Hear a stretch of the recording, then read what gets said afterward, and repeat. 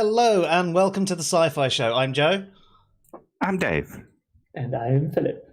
And it's great to have you back on the stream, Philip. It's been too long. I know you were with us a couple of weeks ago, but that was the first time in ages. And then you were gone again, man.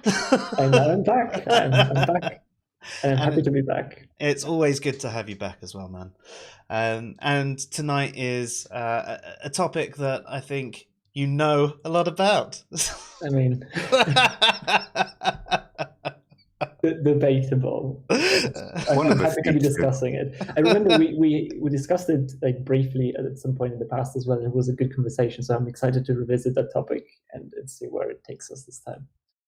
Yeah, I mean, it's one of those topics that I think there's a lot of confusion about, things like knowledge and epistemology in general.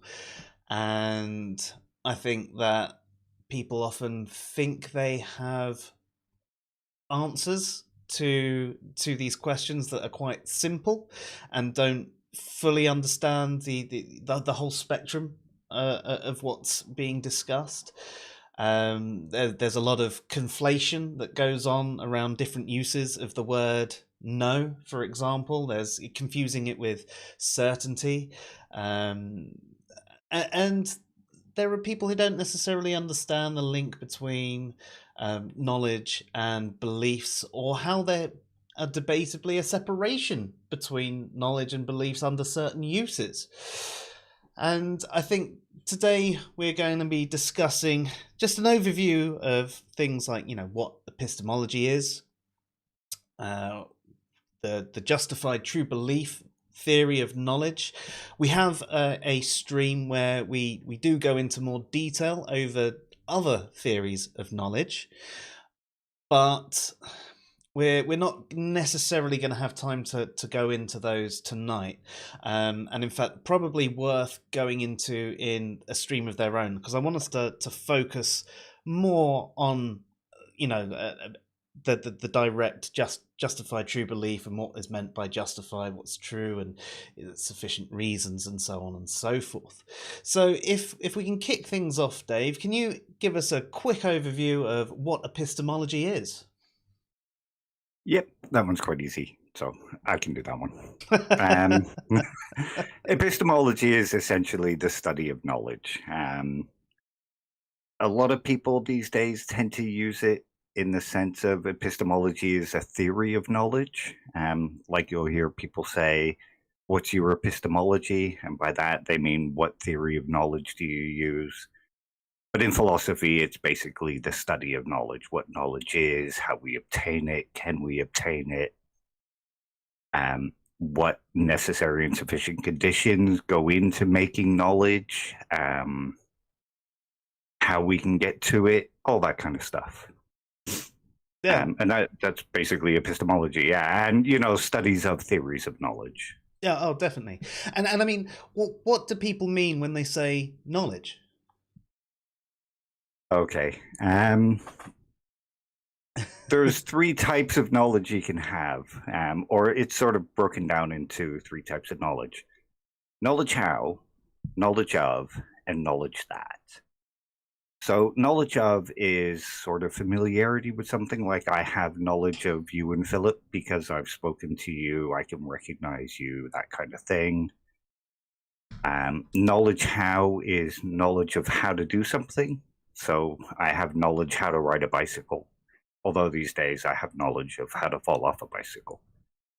And knowledge that is basically propositional knowledge. So knowledge of propositions, knowledge of things that are true and false,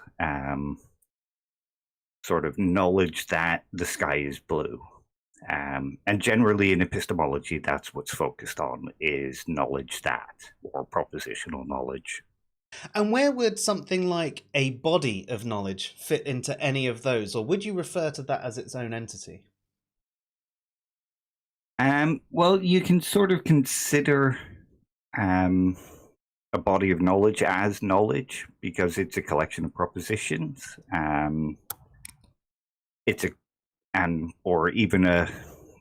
could be a collection of knowledge how, or knowledge of. but generally it's a separate entity to what's being talked about.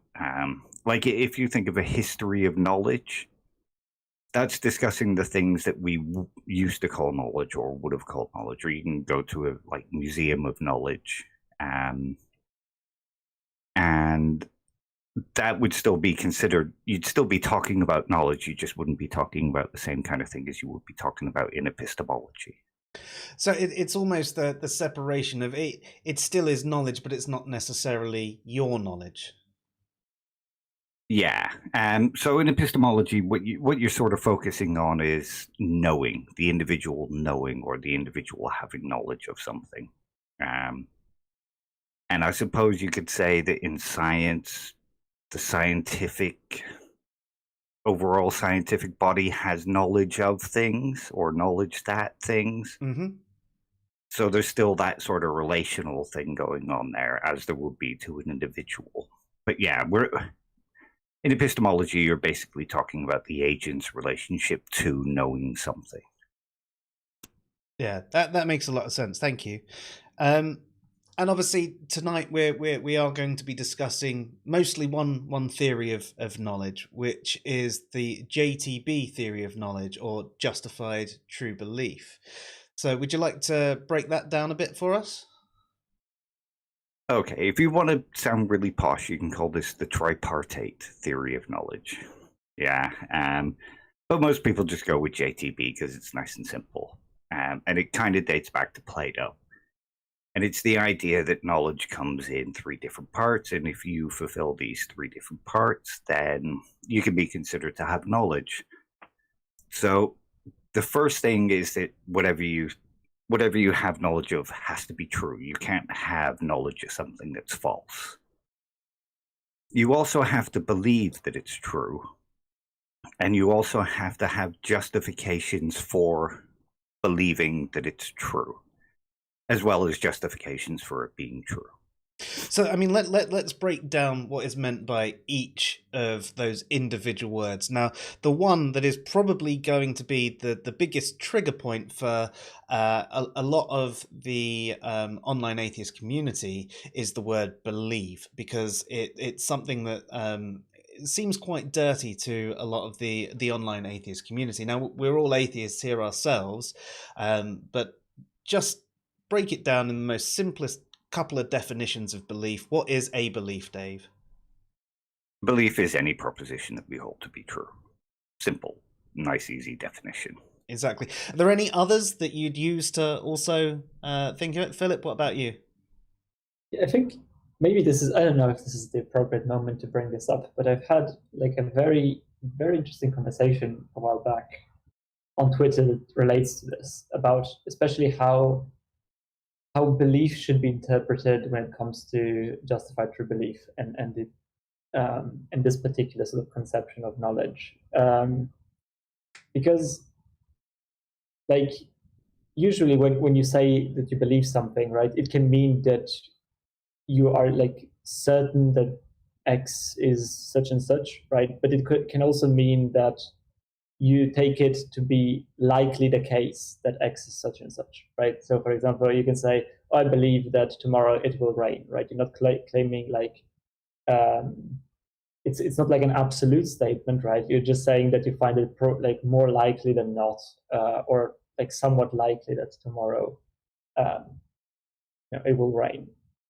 So when we talk about justified true belief and knowledge in this sense, it is important to realize that we're talking about knowledge in a sort of like strong, not knowledge, belief in a strong sense.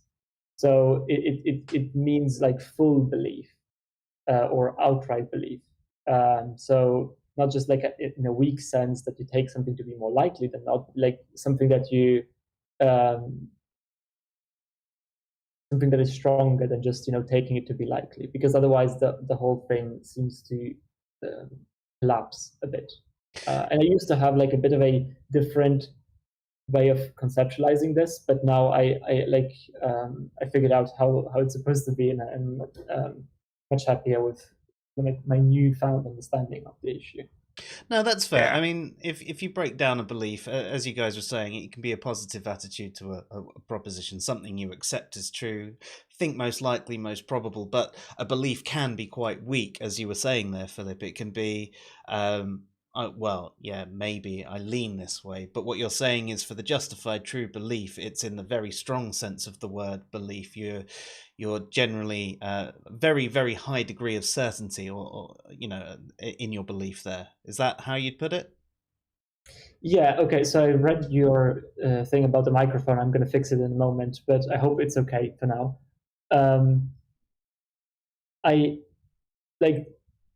Yes, it needs to be in a strong sense, because otherwise it pretty much, like, you would know a lot of things that like intuitively you seem to not be knowing, right?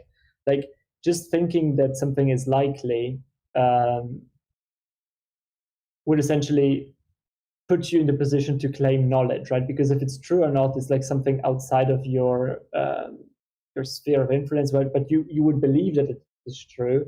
You would believe that it is, right? So you would satisfy the truth condition from your perspective, at least, right? You'd satisfy the fact that you believe in it, and you'd satisfy the fact that you're justified, presumably, right? Because you can justify something that you find to be likely. But that's not enough to say that you know, right? That something is the case. So that's essentially why you'd need like a strong, like to take belief in a strong sense, not just in a sort of probabilistic sense. Yeah, it makes sense.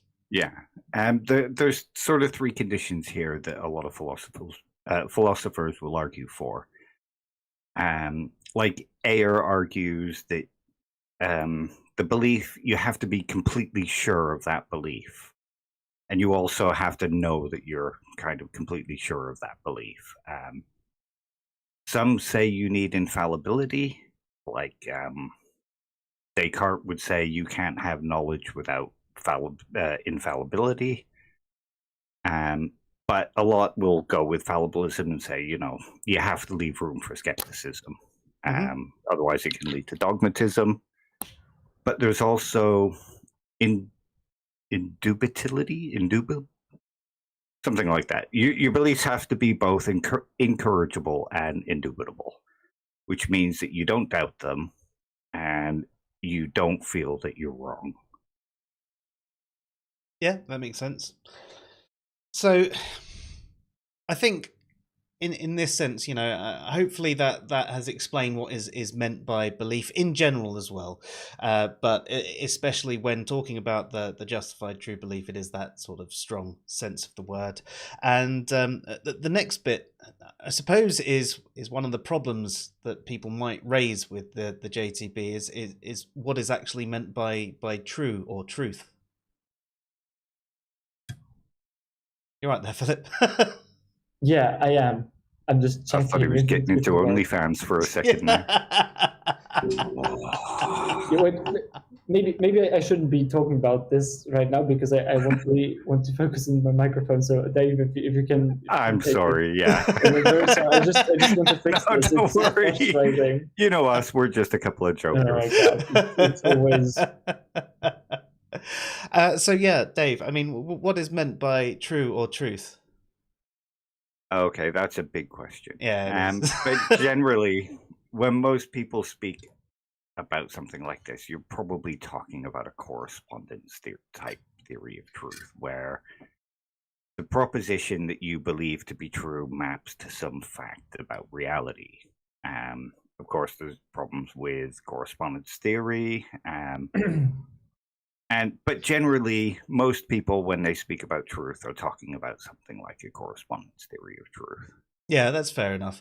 And if anyone is actually interested in a layperson's rundown of truth, on answersinreason.com, we have an article called, I think it's The Truth of It All. And that has a rundown of I think it was the 6 major theories of truth that you'll hear about, and notes a few of the problems with them all. And I suppose you're right in the sense of when JTB would have been around, that would have been the lead. That correspondence theory would have been the leading theory of truth. Plato and Socrates were mostly talking about a proposition that mapped to some fact about reality. Yeah, that makes a lot of sense. So, last but not least, what do we mean by justified? You go ahead, Philip. Okay. I mean, I hope my mic is working better now. Sounds the same here. Yeah, I don't know. I just, by the way, I confused you with Luke. Sorry, it wasn't you that pointed out the mic thing. No. With Luke. I'm just confused today. Anyway, like justification essentially refers to a concept, whereas you would have to provide like some sort of like form of reason as to why you believe that something is true, essentially, right? So you'd have to say, I believe this, right, because such and that such and such needs to somehow justify the credence that you put into your belief. So yeah, that's basically what justification is. So it's basically a callback to rationality. Yeah, Something, yeah, I think so. Yeah. So, I mean, it's the same sort of thing, you know, are you warranted to believe this thing? What's your justification? What's your reasoning behind it to convince yourself of, you know, this actually being true? If your only reasoning of believing this thing that happens to be true is, well, my friend said, then that might not be sufficient justification unless there's other layers to that. Yeah, that's it. There is no singular sort of thing you can say for this is what justification must be, because it's sort of contextual to the belief itself and how you acquired it. Yeah. One of the things is that you can always keep pushing that back as well. Like, I believe this because my teacher told me. Okay, well, why does your teacher believe that? Because her professor told her. Well, why did her professor believe that? Well, because he did the study. Yeah. And and eventually it can be pushed back, though. There are arguments that justification just leads to an infinite regress. Yeah, pretty solid arguments. Let's leave that for another day.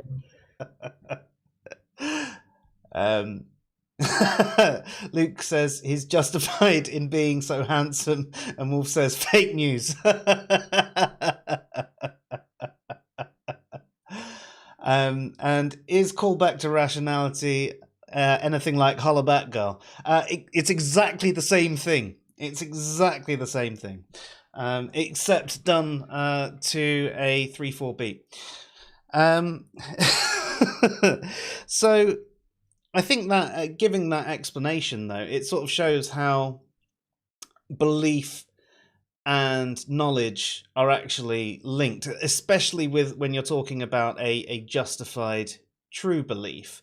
You know, when you're talking about someone who has knowledge, in regards to a body of knowledge, I suppose with that's still things that people believed were true, and it's that removed. It's the extended mind. It sort of is. But it's still the same sort of thing. So even with a body of knowledge, you don't have that knowledge, so you don't necessarily have to believe that for it to be knowledge, because it's not your knowledge, it's external knowledge. But it's still things that were believed to be true, and hopefully are true and justified in being so. And with it being a body of knowledge, it would have been well justified through it. It's sort of like scientific theories and all the evidence and everything that goes into that. So would we say that there is this belief component in all theories of knowledge? As far as I know, most do. Like, the belief is one of the necessary components in pretty much all theories of knowledge. I could be wrong, though, because I'm not an epistemologist and I've only studied the basics of most of them.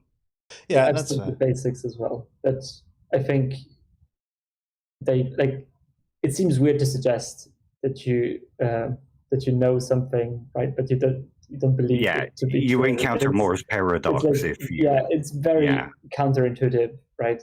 For the way we use knowledge, right? For the way we use, like, if I say that I know something, then I have to think that it is true. Otherwise, it seems just like pointless. Yeah. Now, in regards to that, I think the only time it can be done is you use the word know there, and sometimes the word know is used to not mean knowledge, and I think that's where this can be a problem. You know, you can hold information that you don't necessarily believe is true, and people go, well, I know that, but I don't believe it.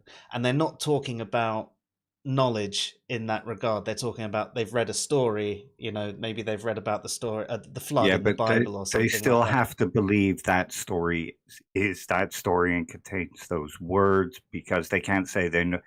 You can't say, I know Noah's Ark, the story of Noah's Ark, while believing that it's actually the tale of Hercules. Yeah, that's true. But I think that they're almost having a different conversation at that point. You know, they're saying, well, I don't believe that story. It's like, yeah, as you mentioned, they still know all the words that are contained in that story to say that they know it. But it's that bit where this confusion happens. Yeah, there's two different intentionalities going on there, and two different objects being spoken about. Yeah, exactly, right. You can know like that the story exists, right, without thinking that the story is true, right? These are two different propositions, right? So if the proposition is the story about Noah's Ark is true, right, then nobody would say that they know it, but they don't believe it, right? It just seems counterintuitive. But of course, you can know that the story exists, but you would also then believe that the story exists, right? It wouldn't make sense to say, "Oh, I don't believe that the story exists," but I know that it does, right? So that's the weird thing. I think, like, the reason why I see a lot of people, I think at least, right, the reason why I think a lot of people say something like, "Oh, I know it, I don't believe it, I know it," right, is because they see not really knowledge, but they see like belief. They mean something else with belief. They see belief as like something that is not justified, right? Something that is taken on faith, something that you think is true without any reasoning behind it or something like that. So they want to say something like, oh, I believe this, right, in our sense, right? I think it's true. I have good reason to think that it's true. And I think it's true, so I know it, right? But they say then I don't believe it because they don't want to suggest that they sort of take that to be true without having reasons or justification or evidence, right? And I think that's like a bit unfortunate, because I don't see why we have to go on this crusade against the word belief. I think it works pretty well in the way it's commonly understood, but I think that would be sort of why I think a lot of people say stuff like, "Oh, I believe it, but I don't know it."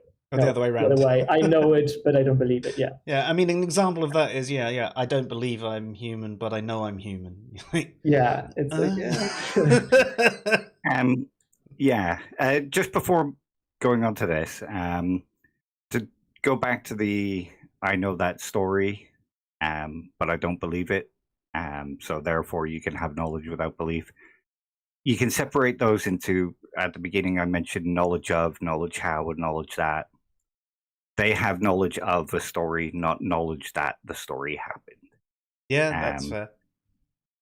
And to do with this, there is an idea where we have shortcuts in the way we speak. We tend to speak in sort of the strongest and the closest to what we mean. So if we say, I know that, I don't believe it, sometimes they might just be merely expressing, I don't just merely believe it. Yeah, that's another one. I know it, yeah. They want to say something stronger than just, that they believe it. The fault comes when they say, I don't have any belief in it. Yeah. I know it. Yeah. Or you confirm with them. I mean, you go, do you mean, I've sometimes confirmed with them, do you mean you don't merely believe it, you know it, or are you saying, and they go, no, I don't believe it. I've got knowledge, I don't need a belief. Once you have knowledge, you don't need beliefs. That's That's not about necessity, it's about entailment. Yeah, but that's I think a very good way to picture exactly the problem, right? I think a lot of people just think that belief is something flimsy, right? That but it's not the case, right? Like belief can be justified, it can be unjustified, right? If you say that you know something, then you automatically are saying that you believe it and that you have justification, right? So it's a bit stronger of a claim than just saying that you believe it, right? But you can believe it and have justification. There's nothing inherently like that it makes these two things incompatible. But I think a lot of people see these things as incompatible because during their religious, like being brought up religious, I think the word belief tends to have sometimes like a bit of a different connotation in how it is used. Like, for example, when sometimes you hear religious people say, you just got to believe and stuff like that, right? As if you just got to believe and have faith, right? Or something like that.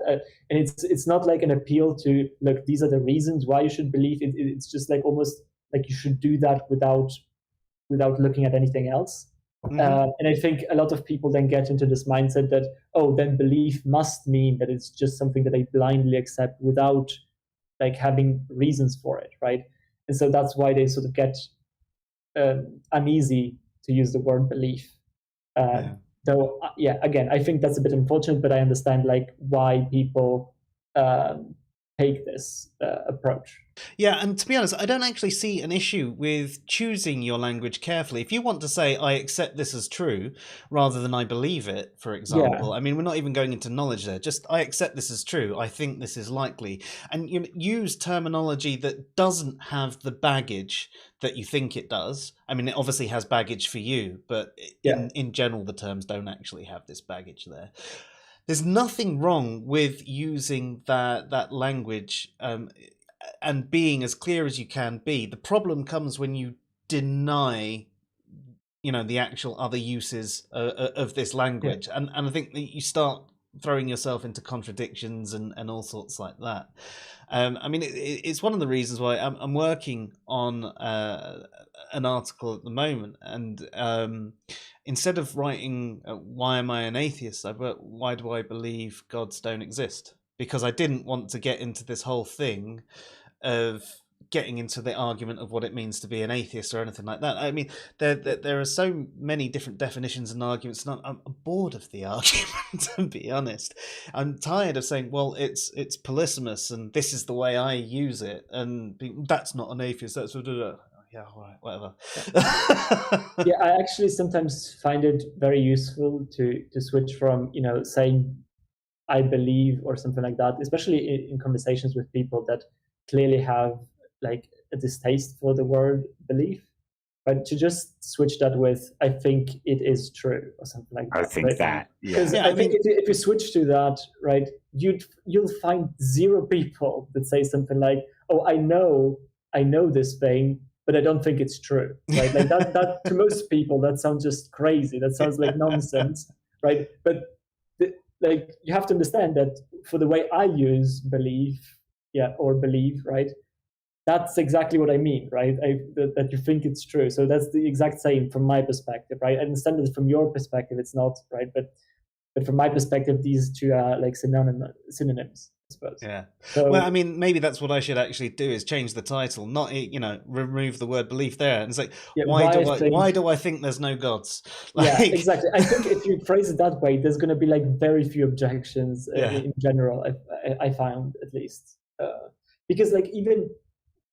Like I think you're gonna have even a very you're gonna have an easier time to try to get atheists to say, right, I think that no gods exist, versus, right, I believe that no gods exist, right? If you just put these two in a poll, I'd be curious to do something like this, right? Have two polls, right? One with this phrasing and one with the other phrasing, and see just how much disagreement, like how much they don't fit, right? I think there would be a huge disparity just because the word belief is so charged religiously.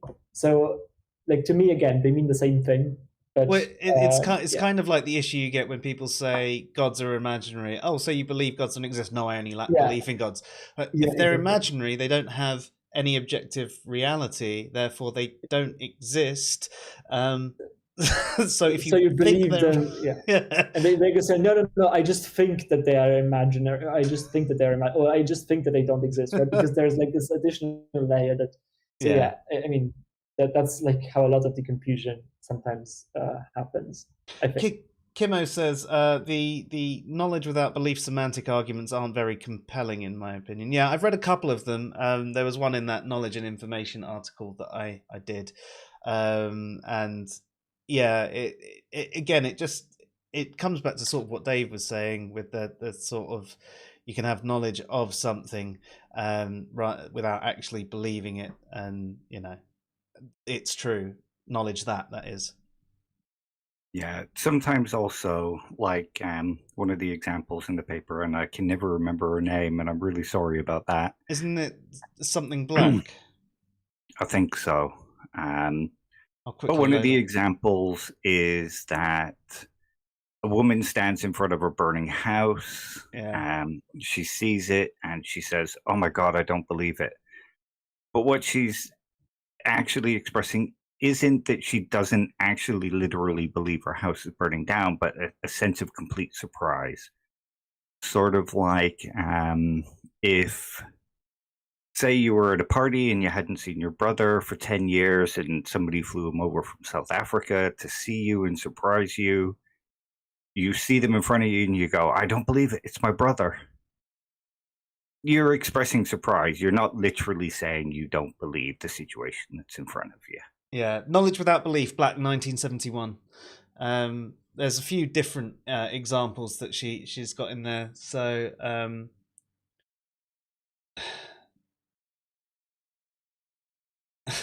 so there's some that she's given in there where she's like, she's saying, she's talking about books in her office. Do you believe that the books in her office? And she'll say, "No, I know that books are in my office because I'm there." And it's like, well, it's not that she doesn't believe it. She's just saying that she's got knowledge of it rather than that. And there's another one that she's done where she's like, if I were a Greek teacher and an unconfident student told me he did not believe he knew the Greek alphabet, then recited it perfectly in an exam, I would say that he knew it despite his claim.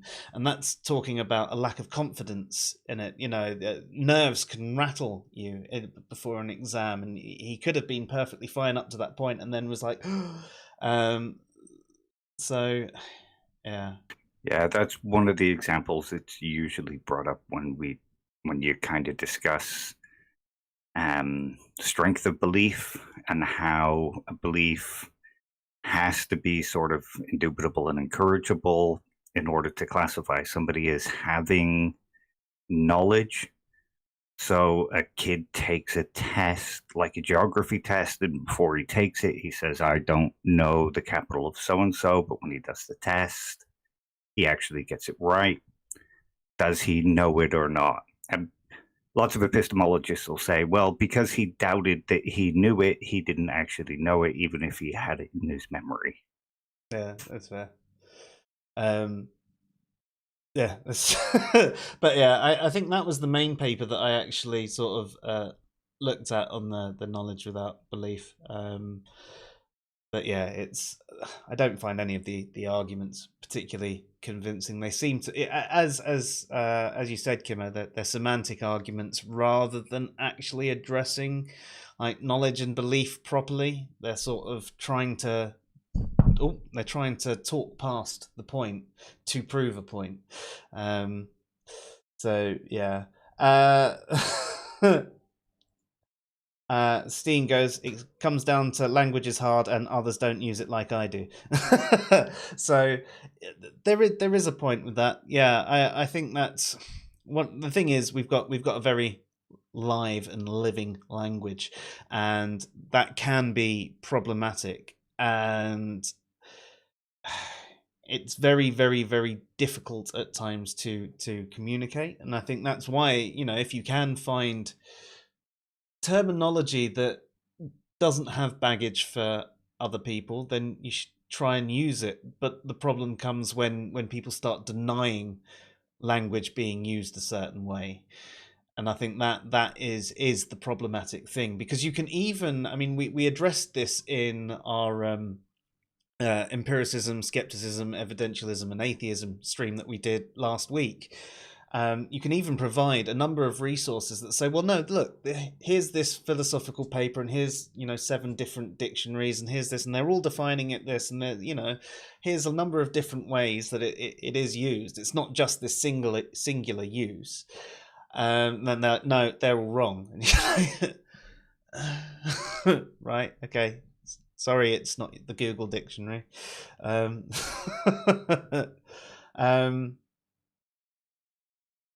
there you go, Steen. You just say, yeah, the problem is stubbornness. If you're corrected about your use of beliefs, concede and explain what you meant instead of shouting the same thing louder. Yeah, that's fair. I mean, it's the same thing. Like, if you can explain it in a number of different ways, it goes both ways as well. I'm happy to try and use terminology that, as I said, isn't necessarily as inflammatory, but it shouldn't be inflammatory either. Just like to say hello to everybody in the chat room as well. Sorry I haven't been saying hello as you've all popped in, but there's a nice group of you there right now. And if you've got any questions, please send them through, and we'll ask them out as we go along. Yeah, just like to say hey to, well, let's run down.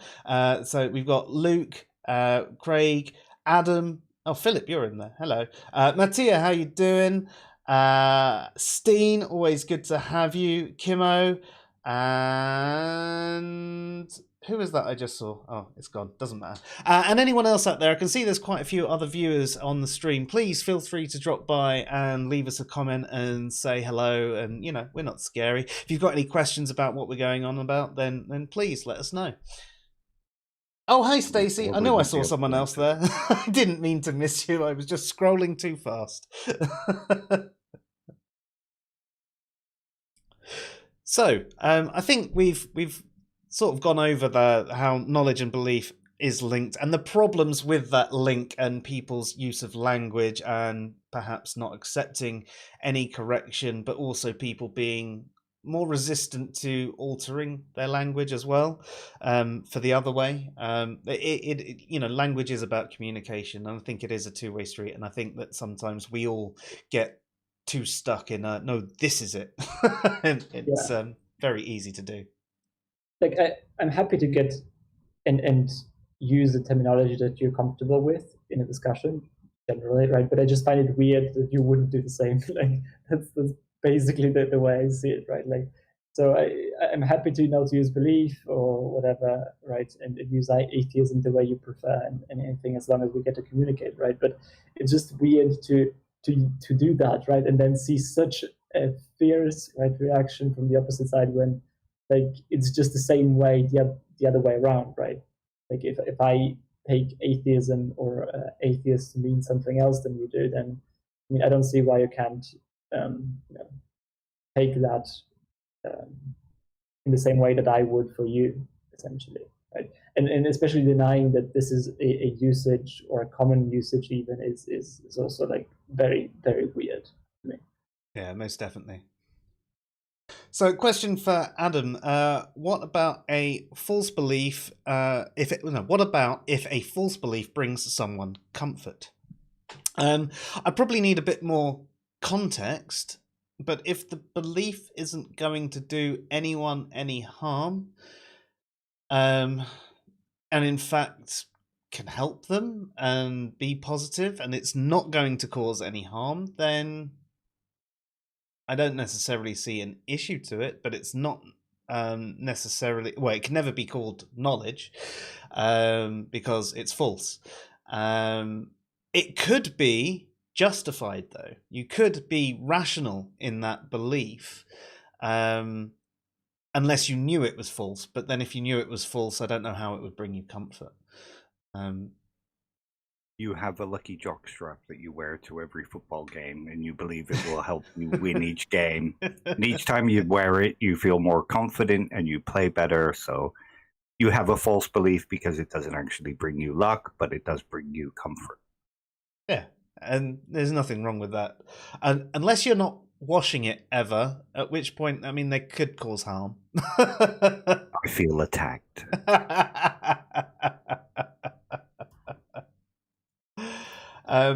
Steen says part of the rejection of terminology comes down to the agenda behind the usage.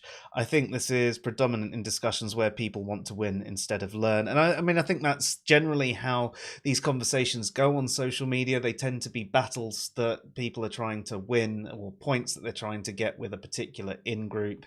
And I mean, even instead of...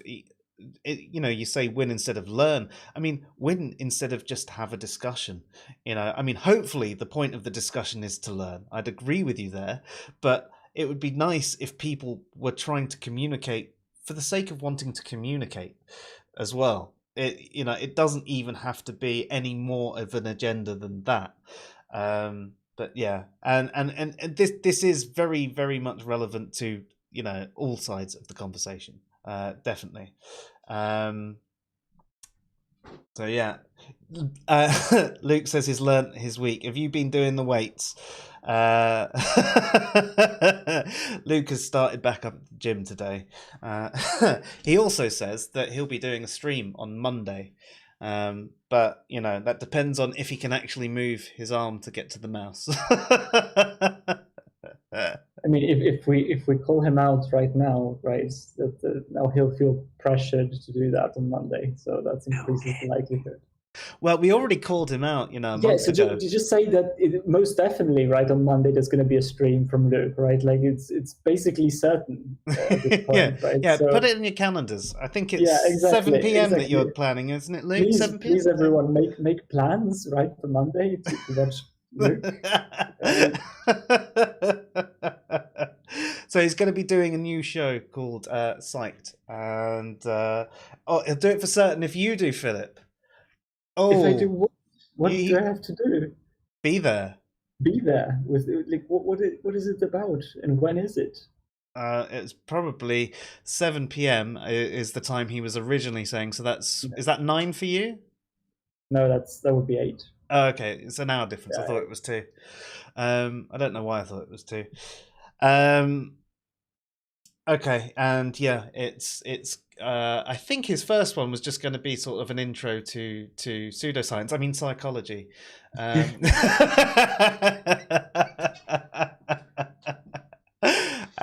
So yeah. So Luke, there you go. You have to do it now. You can't get out of it. Yeah, Craig mentions that's the resistance to the propositional definition of atheism. It's agenda-driven. I think it definitely can be. I don't think it always is, though. I think sometimes if everyone around you is using it in a certain way and someone suggests that it's not, you're going to be resistant. If everybody drums in it to you, this is what it is, this is what it is, this is what it is, and someone goes, that's not what it is, you go, what? Everyone else says this. And that's not agenda driven. I think there are some people who have an agenda that are resistant to propositional use. You're not wrong, but it's not always agenda driven. Fuck off, Cat. Yeah, I agree.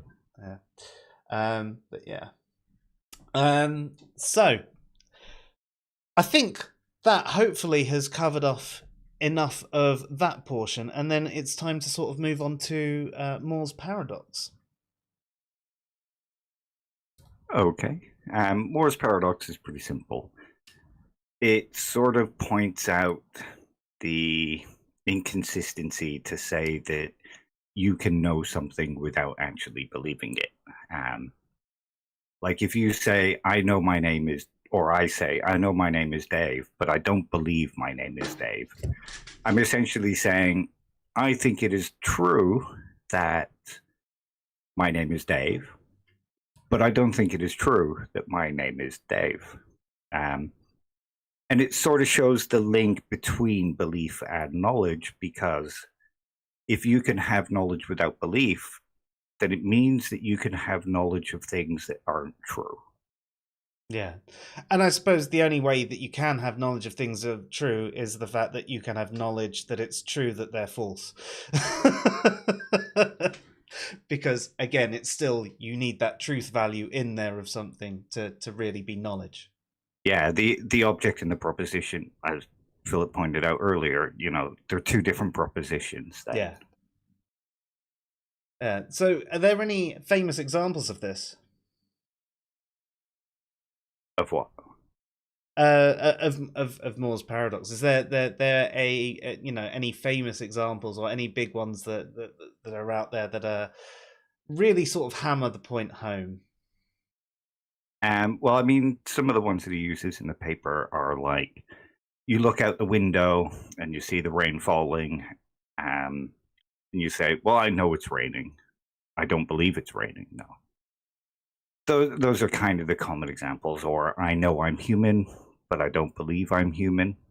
Mm-hmm. Another popular one that's not in Moore, but is kind of a popular saying among atheists. I know evolution is true, but I don't believe evolution. Just to get that one in there, because that is quite a popular one that floats around. Yeah. Yeah. So I think it sort of makes a lot of sense. And unless you're sort of, as we've said a few times, talking about a slightly different proposition and you end up having a different conversation, it seems that for me to have knowledge, I need to believe that thing. And if I don't believe it, I'm probably talking about a different type of knowledge and, in a different lane, so to speak. Let's go with an example like this. Imagine Ken Ham. He probably has studied evolution to some degree. It doesn't seem like it, but he probably has. Yeah. But you can have somebody who studied evolution just so that he can argue against the truth of it. Yes. He doesn't believe it's true, constantly argues that it's false. Would you say he has knowledge of evolution or just knowledge of the facts that go into building the case for evolution?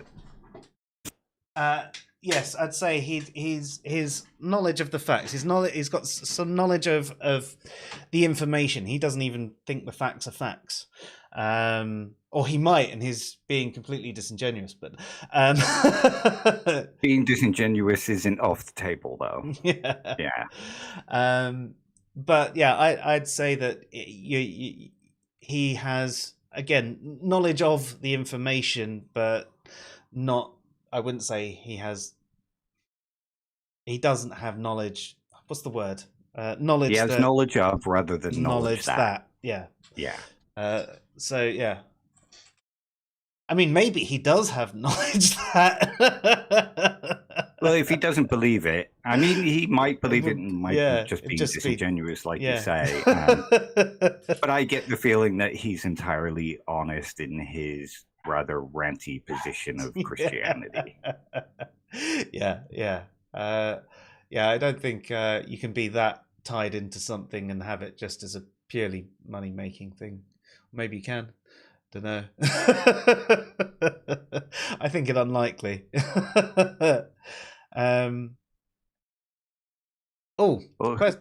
Question from Adam before we continue. Do you believe in extraterrestrial life forms, bearing in mind there's no evidence for or against it? It comes down to what you think evidence is. I mean, evidence is anything that sort of raises or lowers the probability of a conclusion being true or false. So if you take that in, rather than thinking just of, say, scientific evidence, I don't think that's the only kind of evidence that there is. I think there's plenty of arguments that could raise the probability of them, but I'm largely agnostic towards it, though I do think that it's a possibility. I mean, there are extraterrestrial microbes, so yeah. What about you guys? Considering the number of planets that are out there and the fact that evolution exists, I believe that there probably is species on other planets. I don't have enough confidence to say yes, it's certain or anything like that, but I think it's most likely that there is. There does seem to be evidence just based on scale and the way the universe works, but that doesn't guarantee that there is. I think it's most likely, though, even if it's just one more planet on the other side of the galaxy. Yeah, and I mean, it could just be, as I was saying, like, very, very basic life, like, single-celled organisms, rather than something to a planet that has evolved to the level that we are, or it could be, I don't know. They were wiped out 5 billion years ago, but there was life there once. I mean, it's a massive scale. What about you, Philip? Yeah, I think I agree with Dave mostly. I think I'm hovering between being agnostic and tending maybe slightly towards believing that there is probably some form of life somewhere else.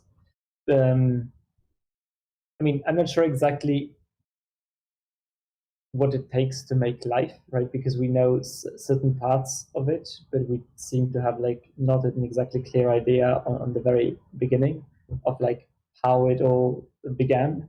But I think if you go with the assumption, and I think it's a fairly reasonable assumption given what we know, that there's going to be a combination of naturalistic factors that are going to sort of kick things off, I don't find it unreasonable to think that given the scale of the universe, there's going to be similar phenomena elsewhere in the universe. And that could give rise to the same sort of chain, or a similar chain. So I think it's not unreasonable to think that there are other life forms.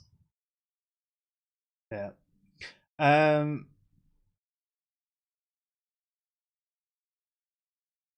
So Lonewolf says you can have knowledge of fictional things. This is having knowledge of non-true things. Yes, but so when you have knowledge of the fictional things, you sort of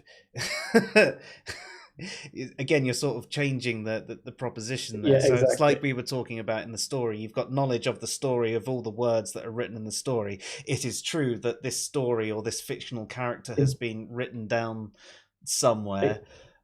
So that's where your knowledge is. And actually, if you're saying that it's non-true, well, and then if you've actually got knowledge that it's not true, then you've got it's true that it's not true, and therefore you've got that knowledge as well. You have knowledge of the fictional thing and knowledge that it is fictional. Yeah, exactly. So yeah, hopefully that answered you.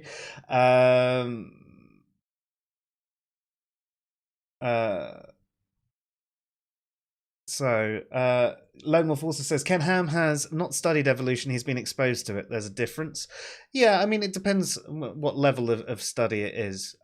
He may have studied a little bit of it, enough so that he knows some of the arguments. I don't know, I can't speak to it. Like I said, it seems like he hasn't. It really seems like I was just looking for an easy example. Yeah. I mean, I don't know how you can make the 747 analogy of the plane and tornado assembling a fully featured plane or something. If you have studied the most basic elements of evolution, right? It doesn't have to be a PhD. It really is the basic most layer that is going to scream at you that is not analogous in any sort of meaningful fashion. So, what you're describing as having knowledge of the state facts is exactly what I'm saying. He's exposed to it, flatly rejects it, and knows the opposition exists. Yeah, that's fair. Kimo says Hintaka's knowledge and belief is said to be good on Moore's paradox. I haven't read it, but I wanted to promote it because he was born in Finland like me. Oh, awesome. Okay. Maybe we need to jot that one down and have a look at that in the future as well. Lonewolf also says, you'd be surprised what people would do as a purely money-making thing and how deep they will grift to run. Look at some of the greats like Houdini, Barnum, and Kaufman. I mean, yes, I do think that there can be a strong element there. I don't know. I think that he's probably genuine with his belief. I think if he was doing a grift, he'd probably have some better arguments. I think people like David Wolf are probably more likely grifting, but I could be wrong there as well. I mean, there's no real way, unless you can get them to admit it, that you can really ever know this, is there? You can just sort of look at the evidence of their behaviors and try and make a best estimation. I think it's more likely that he actually believes anything. Yeah. That theory seems to explain the facts. Yeah. Very well, in my opinion. Adam says, in my opinion, the universe is teeming with life. There's probably human beings in every solar system, or most of them. I don't know how they'd be human beings. I think they could that one be. Seems a harder one to justify. Yeah. I mean, it's not impossible, but... No. Yeah, I mean, it would have to be a planet that's sort of evolved in exactly the same way as ours did. That means it would have to have the exact same conditions as our planet does. And there are some with similar conditions that we've seen, but I don't think we've seen any planets that have been exactly the same as ours. We've seen some in the sort of Goldilocks zone, but they've been different sizes. They've had more water or they've had less water, and we still don't know enough about them. So maybe there could be humanoid creatures if they've had as long to evolve and they have similar things, but I find it very hard for it to be human beings unless Stargate is true.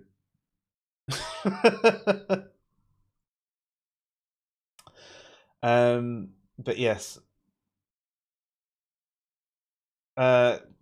Steen says, Kenham may have studied a lot of evolution. I know chefs who have completed their schooling and are terrible chefs. What, you mean like Jamie Oliver? Shots fired.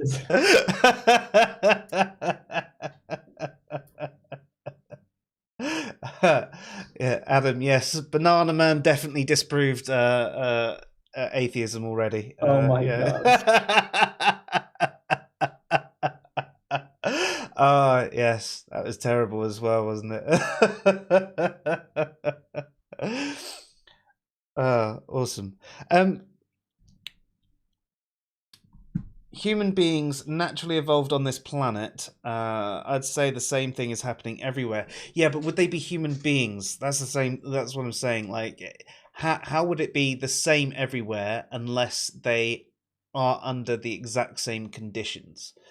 I don't think you need the exact same conditions. I think you need like just the evolutionary pressures to be like roughly similar, and there's a good chance also that this is not going to lead all the way to the way we are here, because there's like an element of randomness, but I don't think that you need the exact same setup, right? I mean, you can have like a bit of a give there, I think. Yeah, but I think certain things like the atmosphere would have to be like very, very similar. And that's sure. I'd agree with that. Yeah, I think so. Yeah, and I imagine things like the amount of gravity would probably have to be very similar as well. Probably. Yeah. And yeah, I can imagine certain things like wouldn't have to be exactly the same, but those sorts of things, and obviously the building blocks that life came from. What if it was slightly different? What if the first cells that emerged were ever so slightly different? And that's of course always the question, I think. It also depends on what exactly you mean when you say other human beings, right? Because there's a variety there that you could mean. You could mean like the exact same species, in which case I'd say it's close to impossible for there to be other human beings.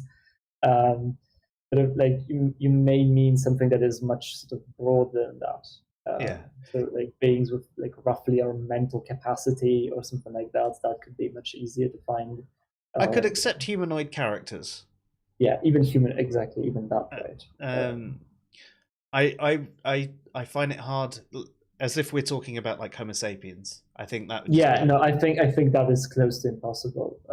For the way we usually classify species in general, I think it's close to impossible. Yeah. Oh, so Steen says, even bipedal superior beings is highly unlikely. I mean, he would know as an evolutionary biologist. Naturally evolved, yes, but the fundamentals of evolution are directed by the environment. So a planet with higher O2 or higher gravity would likely push organisms to a different state. Oh, wow, I got something right. Thanks, Steve. So, wicked. And Lonewolf says, so not human specifically, even if they sort of just looked like us. They wouldn't be human. That's why I said they could be humanoid. They could have similar characteristics. But even Steen says there that it's quite unlikely even then. So yeah, very, very interested. And Steen says, yes, unless they could create viable offspring, they would be classified as different. So I suppose that's the one of the sort of things of, if we could interbreed with them, then there's a closer link than we perhaps realize. Who's going to try first?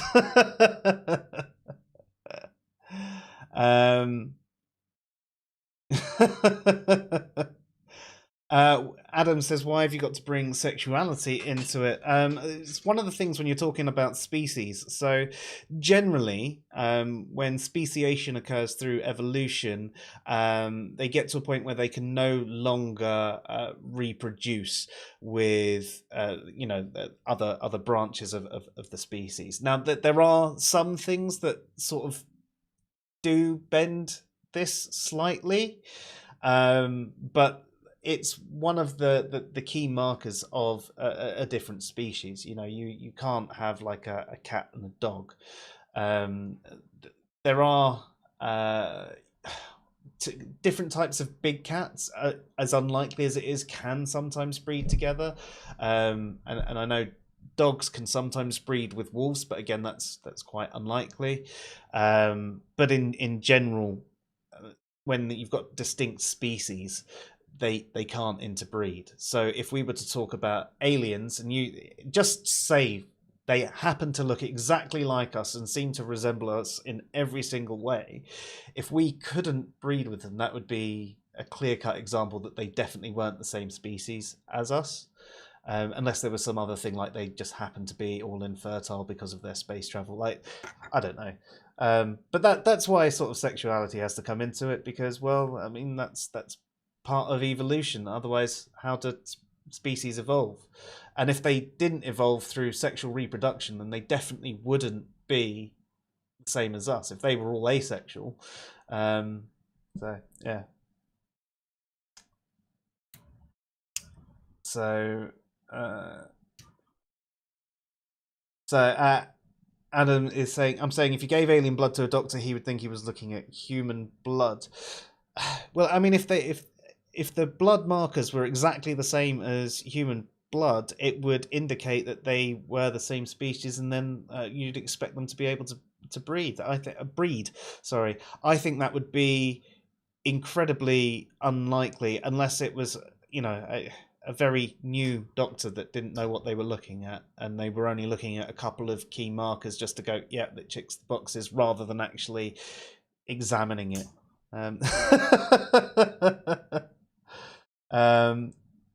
Philip, why are you surprised no one's mentioned drugs yet? Oh, because there was like talk about sex and violence, and so I thought it was just like the natural progression of that. Roll have to come into it then. I'm kind of surprised though that like we mentioned to turn a discussion about justified true belief into like a half-hour parenthesis about like alien life and the probability of alien life and whether or not humans or humanoid creatures on other planets are likely or can exist. It's an achievement. Do you know what, as well? I actually misunderstood what Adam was saying. He says his sexuality comment was a joke because I said Homo sapiens. And that is a classic one when people think people are talking about homosexuals when they're Homo sapiens. So, yeah, sorry about that, Adam. I did completely miss that. It can be hard to keep up with the chat at times.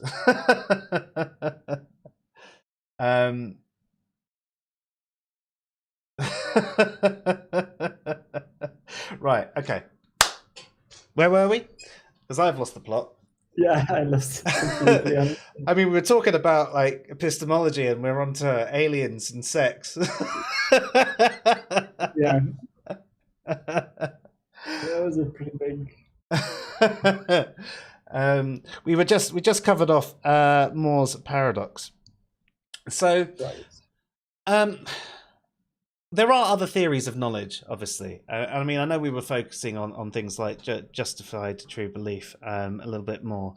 Actually, no, before we go on those, there's something we forgot earlier on. Necessary and sufficient conditions. Well, that actually kind of makes a good segue from Moore's paradox. So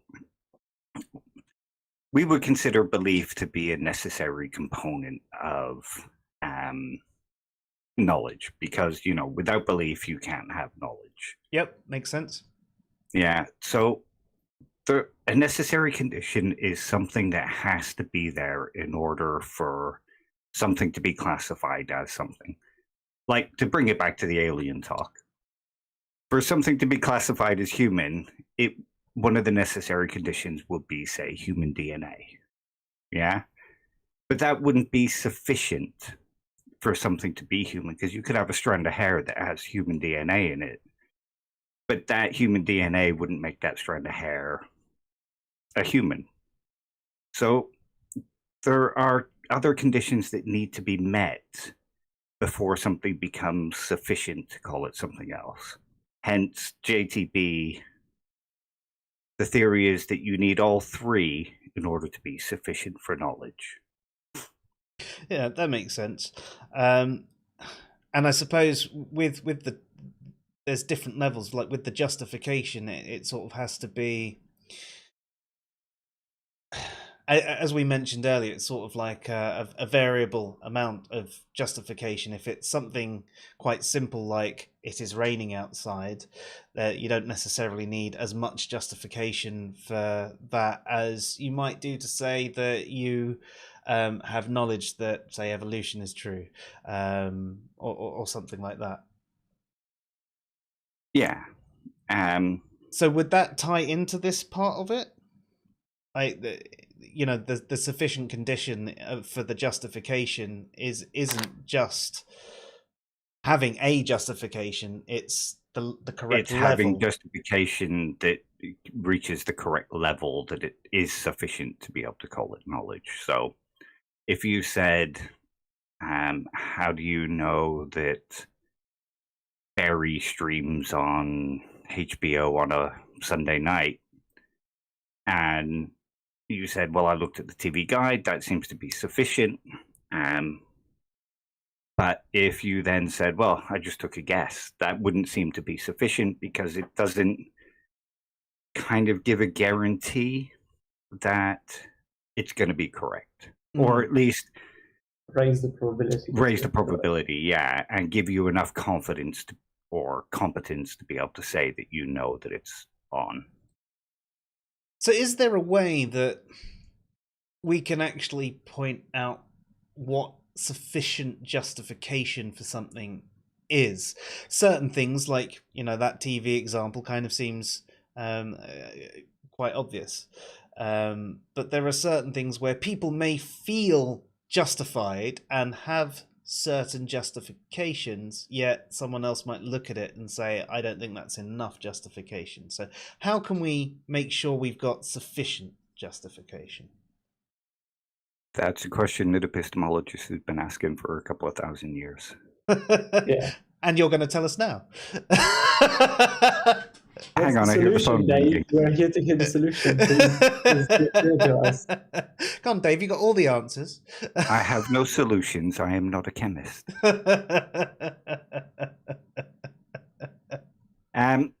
It just seems to be that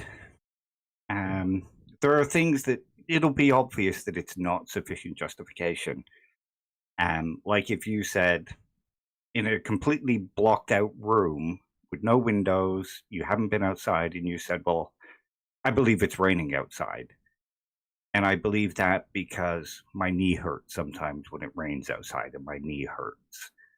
That wouldn't seem to give sufficient justification for believing that it's raining outside. There just is this chain of propositions, I guess you could say, like inductive propositions or even deductive propositions that leads to sufficient justification for saying that you believe something, and to give you the confidence and certainty that it's going to be correct. Yeah, that makes sense. Yeah.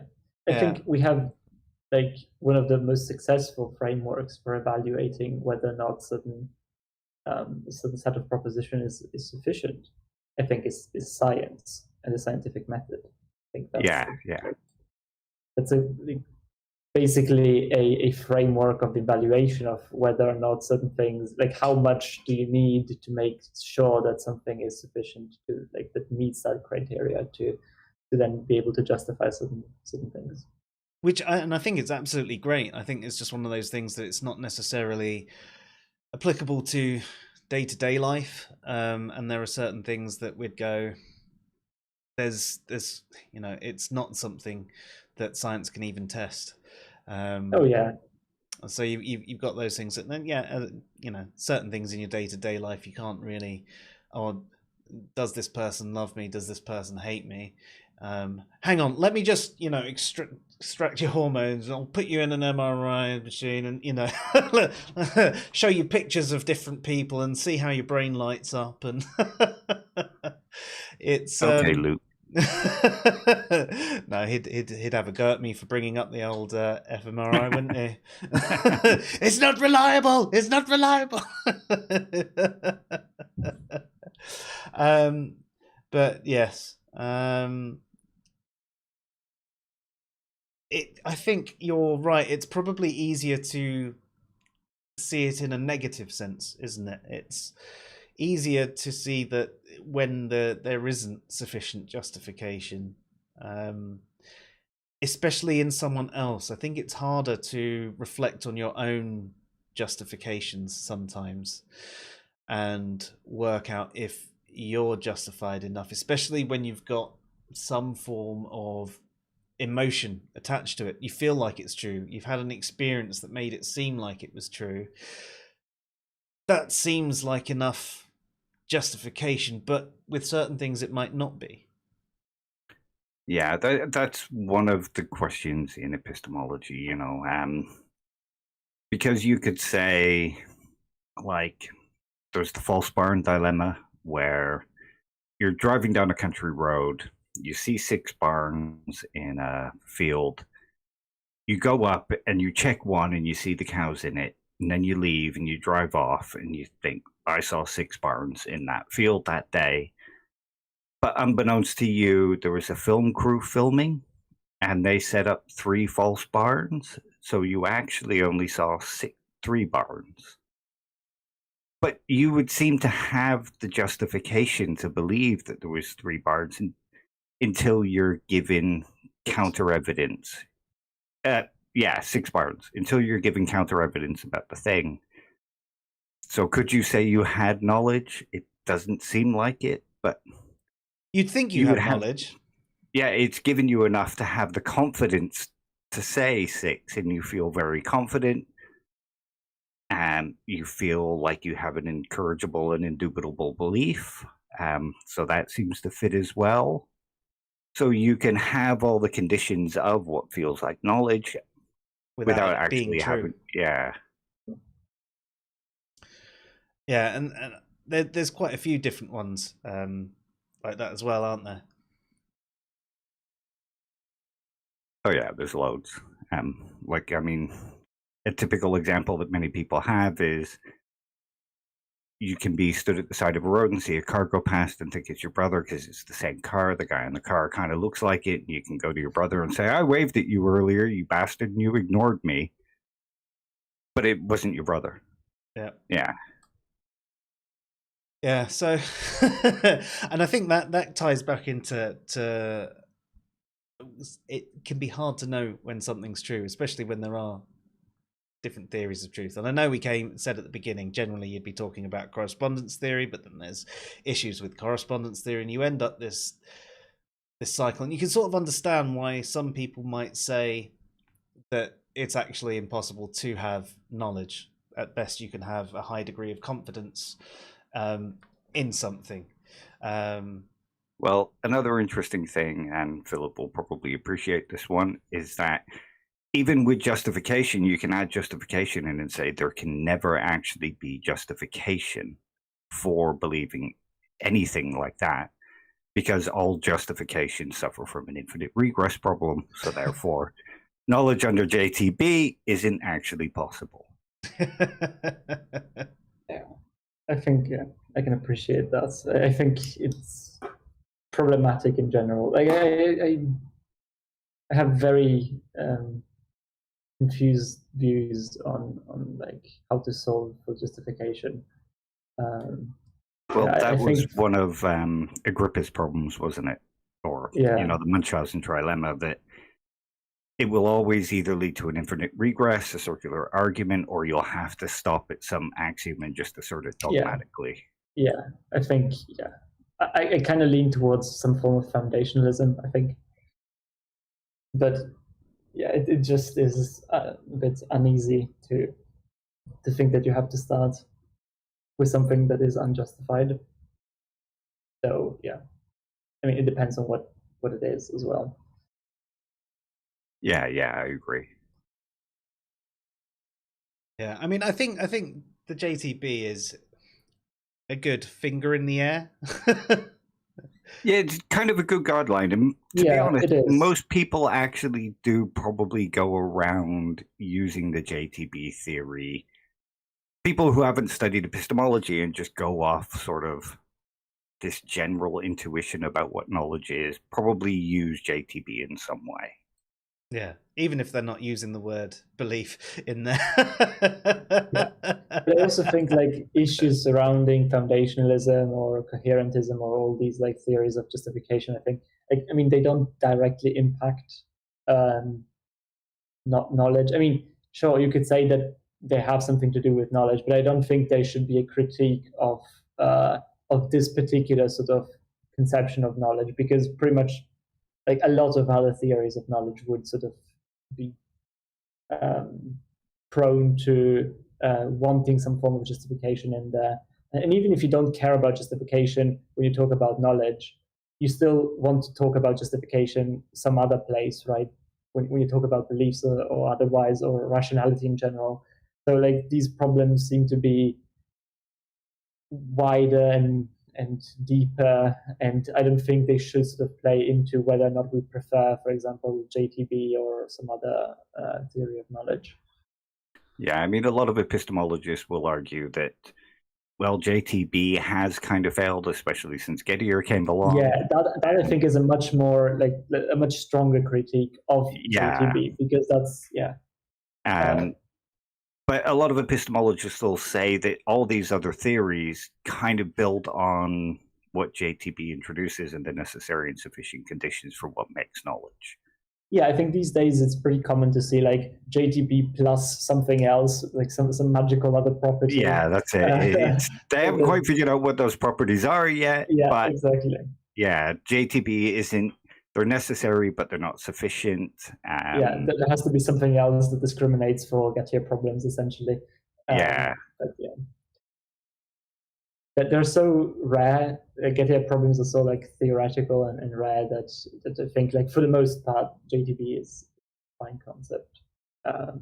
Yeah, I mean, what's the actual chance of you driving past and seeing 6 barns and 3 of them, or even one of them, actually being fake? Yeah, but I How don't close think to Hollywood do you live? Yeah, but then surely in that instance we should have a higher burden, at which point you would have to actually check them and go, oh yeah, well they could be shooting a movie. That should be part of your calculation. I did see 6 barns, but this is the first time I've driven down here, and I am near Hollywood, so there is a chance that some of them could be just a set. Yeah, but also like that's not necessarily a Whaddya problem, right? Because Whaddya problems are Whaddya ones. problems are different. Whaddya problems are ones where at the end you end up with something like within the barns example, right? You have justification for there being 6 barns, right? You believe that to be 6 barns, right? But it's not actually true that there are 6 barns, right?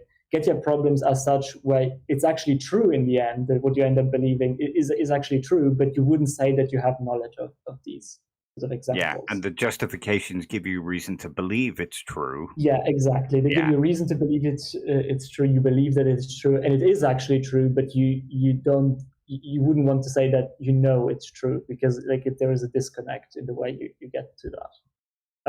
I mean, we can go through examples if we want to discuss Whaddya problems. Yeah, we can do a few. I mean, we were going to stick to JTB anyway. I was only going to move on to a couple of the other theories of knowledge because I thought we were running short, but I forgot about Whaddya problems. So yeah, let's do it. Okay, so I'm gonna use like a script, like a text that I have open here to guide myself because I don't want to mess this up. Perfect, because I haven't opened one.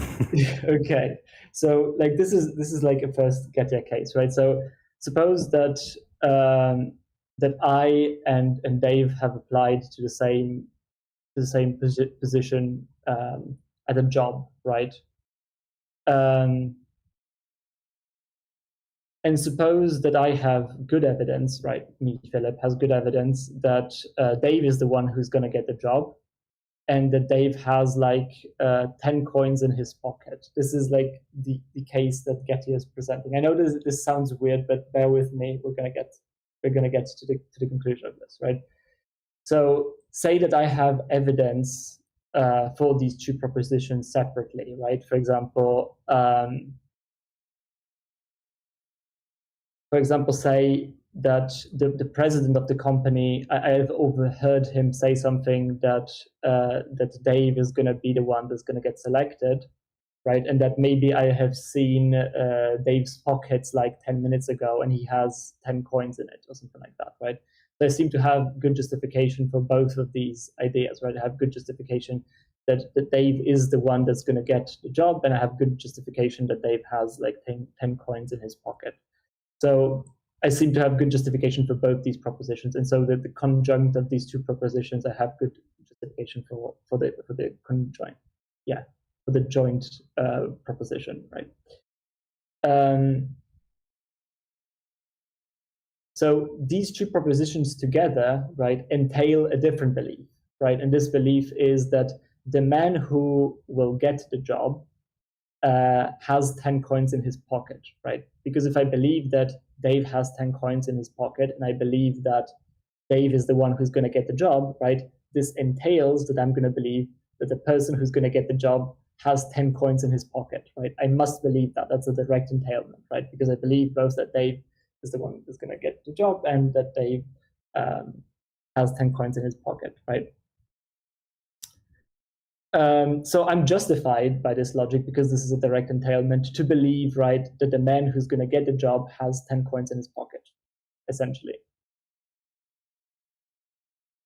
But like, let's imagine now in this scenario, right, that it's not Dave who's going to get the job, but me who's going to get the job in the end, right?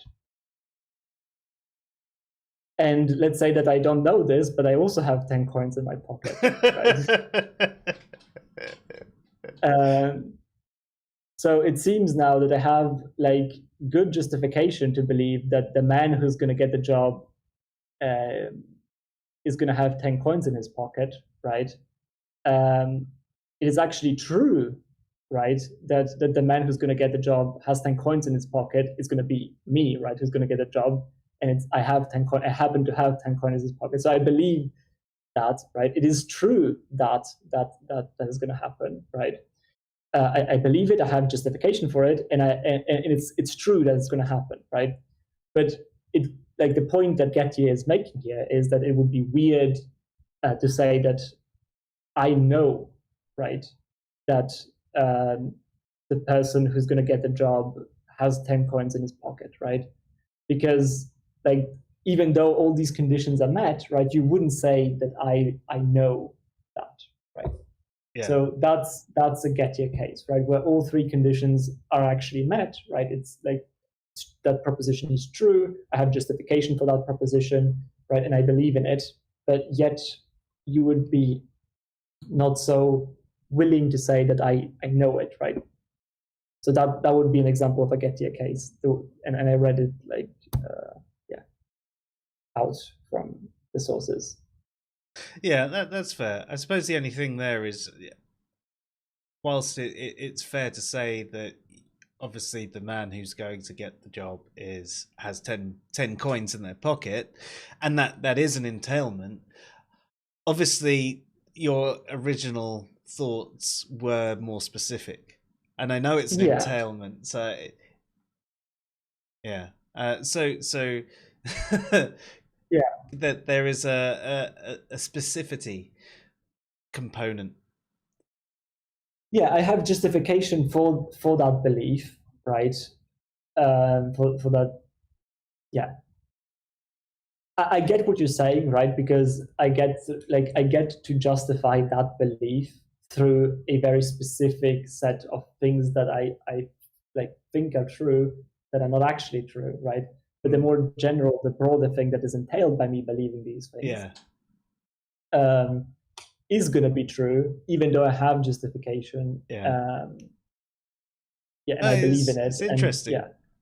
So that would be a Whaddya case. And I haven't actually read, I vaguely remember some of the others, but I don't want to get into it too much. So that's why I opened like one up, the first one. Because they can be quite sort of convoluted to navigate through. But yeah. So there's one with a car. I'll have to kind of go by memory. But imagine you work in an office, and every day you step out of this office, you see a Ferrari parked in the car park.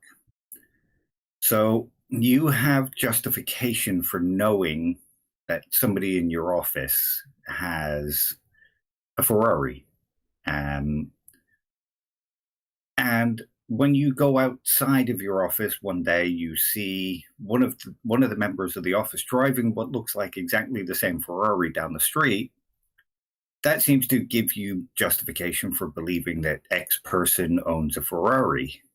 And therefore justification that somebody in your office actually does own a Ferrari. But unbeknownst to you, that person was just driving his friend's car. So your belief relates to him, but your belief is just that somebody in your office owns a car. So your justification kind of fails. Yeah. But you don't seem to have knowledge in the case of believing that somebody owns a Ferrari, because somebody could just be parking there every day. Yeah. Yeah.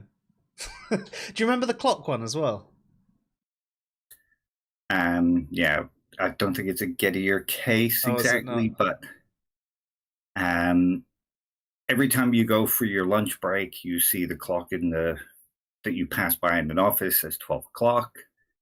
So therefore you believe it's 12 o'clock because lunch happens at 12 o'clock. So you justify your belief that it's 12 o'clock based on that clock rather than anything else, but your belief is then unjustified because the clock's broken. You just happen to pass by at the right time. Yeah. So if you're using that as justification for saying it's 12 o'clock, it seems to justify your belief, but it's other things that are actually justifying your belief and not that, and you therefore hold false justifications. Yeah. That was basically the one I'd heard before. It's interesting. Like these Whaddya problems are really complicated when you get down to the nitty gritty, and going by memory is kind of hard. Yeah, your memory's working a lot better than mine is. Mine's not working. Whaddya is basically who changed the idea of JTB, and it's like, well, these seem to be necessary components, but all three together can lead to false claims of knowledge or false examples of knowledge. So therefore, these aren't sufficient, and that's why things like the closure principle and no defeating evidence and all that kind of stuff has come about. Yeah, that makes sense. And it's pretty interesting because it's 2 pages long, the paper. Like 2 pages long, and he changed the face of epistemology. Well, I suppose, though, that shows how effective it is. It doesn't necessarily have to be, 1,000-page, No, a good argument. And he uses quite plain language even though the examples that he uses are quite complicated, he uses very plain language in the paper. It shows that a good philosophical argument it doesn't need all this great terminology. All you need to do is actually get at the heart of the problem and put it on display properly. Yeah, that's fair. That's why all my articles suck. Same. Have you ever discussed the double slit experiment? I don't do porn.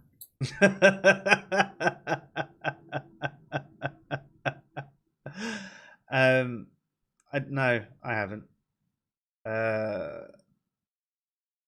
Unless I don't know enough about it. Yeah. It's the one where the observer changes the path of the electrons that are fired at the 2 slits. Oh, the wave and particle. Is that the one? Yeah, I think so. Okay. So have I ever discussed it? Not on stream, because I don't know enough about it to have that discussion. I probably know about as much as I just said there. If I'm even talking about the right one.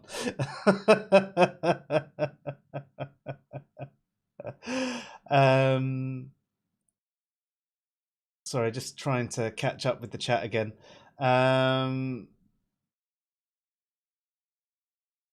So Steen is going back to your point there, Philip. He's saying your initial justification was false. First, you believed Dave would get the job because he has coins, but excluded you also have coins. So no, that's not exactly what you were saying there. Yeah, you believed he would get the job because the proposition that was believed. Yeah. Oh, yeah, have you covered that in the chat? Yeah. I think we cleared it out. But just to reiterate, right, like. That justification is for Dave getting the job and for Dave having 10 coins in his pocket, right? These are 2 justifications that I have separately for these 2 propositions, right? And they're like good justifications, right, for believing these 2 propositions. Now, these 2 propositions together entail another belief, which is the man who will get the job has 10 coins in his pocket, right? It's a logical entailment. Yeah, it's a logical entailment, right? Because I believe these 2, right? I also believe this further one, and that entailment justifies, that carries over, right? So if I justify these 2 things, right, I then thereby have a justification for the entailment of these 2 separate beliefs as well. But then, of course, right, it happens to be true that the man who will get the job has 10 coins in his pocket. So I have justification, right, for this belief. It's true that this will happen, and I believe it. But I don't know that in the it makes correct. Sense. Like, it's weird. It would be weird to say that I knew or that I know that proposition. Yeah, that's fair. Lonewolf says the double slit experiment confuses people because most people don't realize that the observer in this case has to be instrumentation, meaning the observer must be part of the whole function. As I said, I don't know enough about it, so.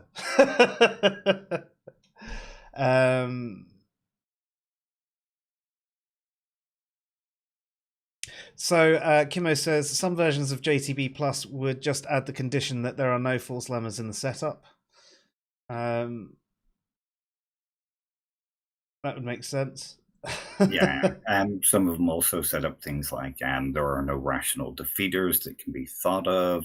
There's no contradicting evidence, and the knowledge is tentative until you actually explore these things. That's what JTB plus basically, yeah. There are a lot of proposals what to add to this to get rid of the Whaddya cases. Yeah, and it gets more and more complicated with each one. Yeah. Yeah. Knowledge ain't such a simple thing. It is at the ground level. It's until you actually want to get really detailed that it starts getting very complicated. But for the average person, most of these things don't really matter, I guess. Yeah, I mean, most feats of knowledge, you're probably right. It's like we said, JTB is a very good finger in the air that works for most things. Especially things of, my grass is green, it's raining outside, it's not raining outside, or whatever. There's plenty of justification that you can have for that, about these things that are true in their belief, and you go, that's knowledge. But for most general doubt skeptics, something like JTB will probably do, with a bit of coherence thrown in. But when you come up to a skeptic like Descartes, none of that's going to fly. Yeah, none of it's going to fly. Or, like an extreme skeptic or an epistemological nihilist. None of that is going to fly. Yeah. But also, I think there's also a distinction. We kind of touched on it at some points, right? But there's distinction between, you believe, but I mean, this distinction exists for almost everything, right? There's distinction between you believing that you have knowledge and then actually having knowledge, right? And I'd argue that, for example, whether or not you actually have knowledge is inaccessible to you because truth is inaccessible to you, right? But you can have you can think that something is true, right? And so if you then believe it and you think that you have justification, right, that entails that you would think that you have knowledge of a specific thing, of a specific topic, which is why I always found it a bit confusing sometimes, because it seems to collapse if you're not careful about what type of belief you're really talking about, right? Because then everything that I believe I would have to know, if you're not careful, right? So if I believe that it will rain tomorrow, right, I believe that it will rain tomorrow. I believe that this is a true proposition, right? And I have a justification for it, right? But do I know that it will rain tomorrow? That seems off to say, right? It's not exactly. It doesn't seem to fit, right? It seems that when I say that I know this, I'm saying something stronger than just, I find it likely that tomorrow it will rain. Yeah. Or my favorite sports team is going to win or something like that, right? So it's very important to also make sure that when we talk about beliefs here, we're talking about a degree of certainty that is much higher than just finding it somewhat likely. Mm-hmm. That's why it also makes sense. And this is the conversation I had on Twitter, by the way, right? It was about, I said something like, I don't know many atheists who would say that they know that God doesn't exist, right? I know plenty of atheists that say that, they believe that God doesn't exist. But I know few atheists who would actually go all the way and say that they know that God doesn't exist. And someone confronted me about it based on JTB. And I'm glad for it because I learned some things, and it was actually great to revise my understanding of it. They said something like, but most atheists would say that they have justification, right, for believing that God doesn't exist, right? They believe that God doesn't exist, as you said, right? And they think that it's true. So it seems that they meet all the conditions. So it seems that they would have to believe that they know that God doesn't exist, right? And that's what prompted me to explore this topic more, because then we sort of went back and forth talking about, whether or not you're claiming to know that your favorite sports team is going to win, for example, which seems very weird, because again, it would collapse everything that you just think is likely. It would just collapse it to, I know. There would be no meaningful distinction there. So that sort of, it was a very important discovery for my understanding of how JTB works and refining my understanding of that. That makes a lot of sense. Yeah. Yeah. You'll get people who say knowledge and certainty aren't linked. And in the sense of Cartesian certainty, possibly not. But there is still, like I said, with sorry, Philip. No. I was just sorry. agreeing with you. Yeah. Okay. Like I said, with A.J. Ayer, he said, in order for something to be knowledge, you have to be completely sure. But, some people argue that you don't have to be completely sure. You just have to have beliefs that are incorrigible and indubitable. In other words, you don't doubt them. And they're resistant to kind of counterclaims.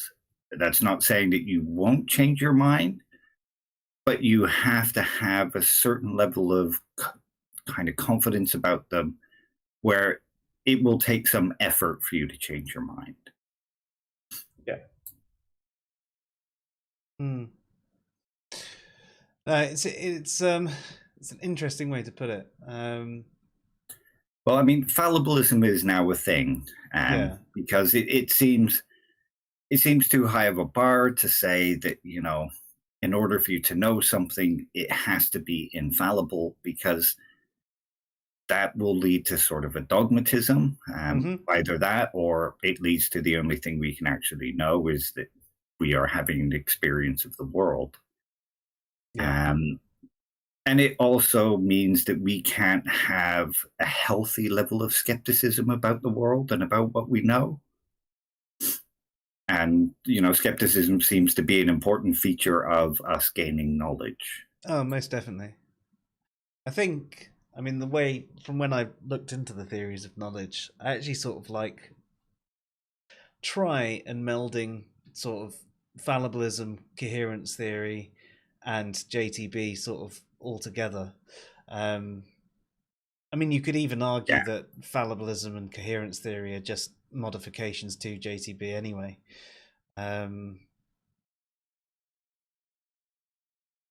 it seems to be like there's nothing that quite describes what knowledge is, or at least ought to be understood as its own sort of thing.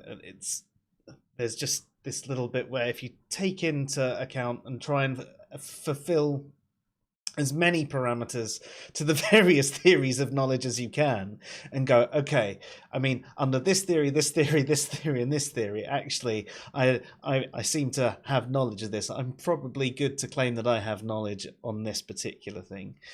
But as we said, if you just go with JTB for most mundane things, you're probably fine anyway.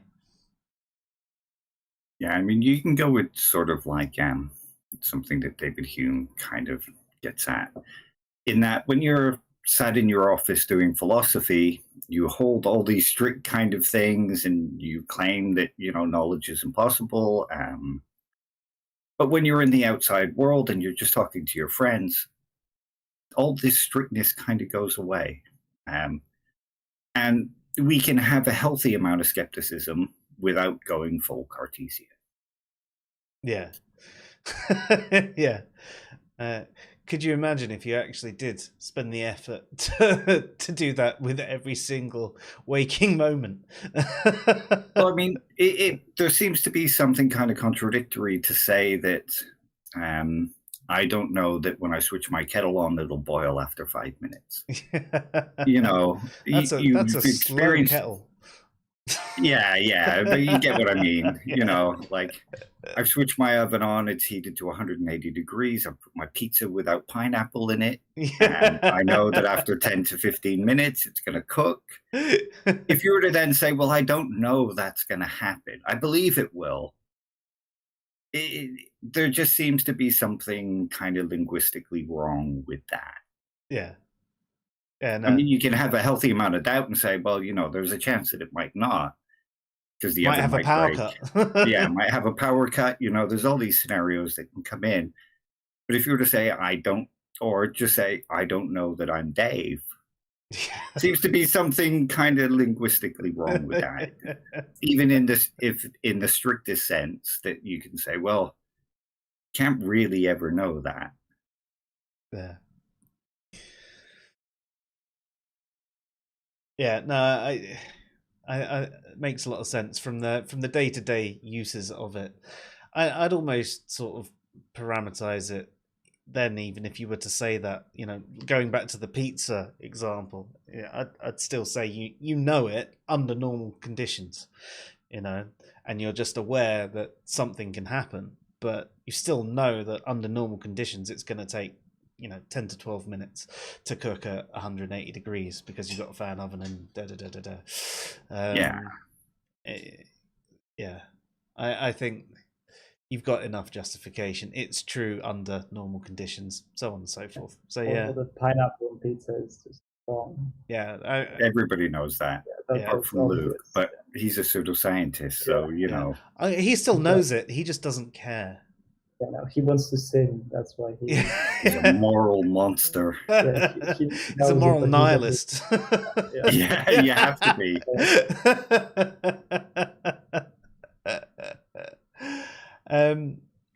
Did you guys have anything else that you think we should cover about JTB tonight, or anything around knowledge?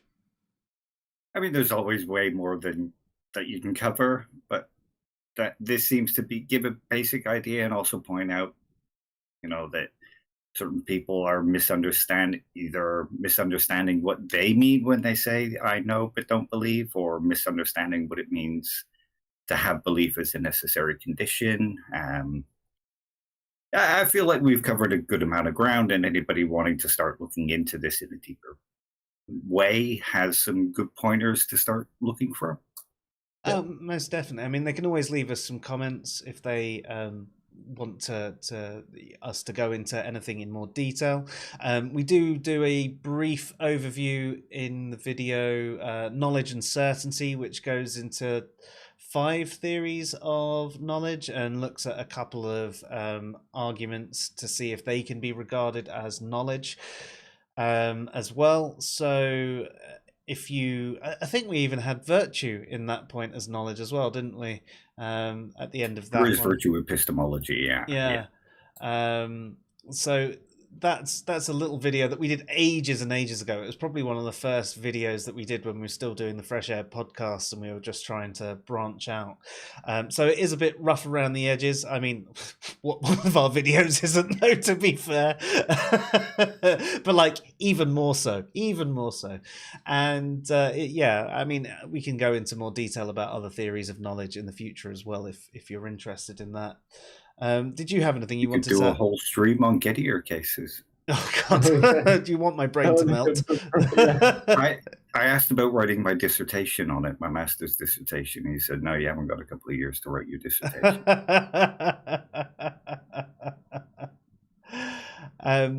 Did you have anything you wanted to add, Philip? No, I think we covered what we wanted to cover. I think I'm very happy with what we still were discussing, and we talked about aliens and humanoids in between as well. The important stuff, yeah. Yeah, exactly. I think it's just, you know, classic answers and reason. Awesome. Well, I mean, if that's the case, then I think it's probably safe to wrap things up for the night. Did you have anything you wanted to say before we shoot, though? No, it's all good. Well, what about you, Philip? You got anything you're working on you wanted to let people know about? I don't think at the moment I don't have anything in particular up. I'm kind of thinking of writing something, but I'm not exactly sure if I'm going to end up writing an article. Do it. Nice. Do it.